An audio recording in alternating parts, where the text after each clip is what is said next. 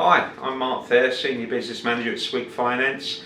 I've been involved in finance for the SME market for the last 30 years, and during that 30 years the financial landscape has changed significantly. There are so many different providers out there and also so many different products that it can be very daunting for any business owner to kind of understand what type of product's right for them, and also where to go to. Where's the best deal? Is it the right kind of thing for me?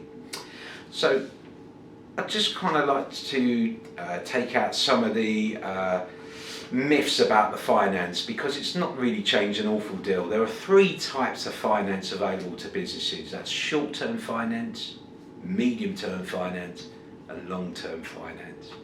Short-term finance is basically a credit line for businesses to be able to manage their finance cash flow on a day-to-day basis. And the types of products that are out there are overdrafts, credit cards, factoring.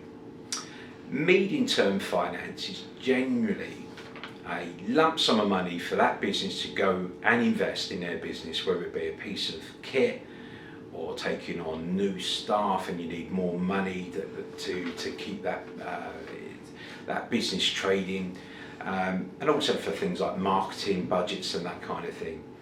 Long-term finance is usually for a big asset purchase, such as premises, that you need a long enough time to be able to repay that, typically between 10 to 15 years. Now, generally, when you go and make an application to a finance provider, so it's for a long-term or medium-term plan that you've got, a responsible lender will always be looking at what's the impact on this business and their day-to-day cash flow.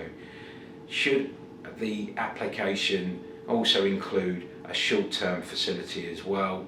If it's a long-term, should there also be some element of medium-term financing in there? Now, you may be lucky that your finance provider can provide all three types of finance, but don't be surprised if you might actually have to go to a number of finance providers to actually get you and your business what it needs.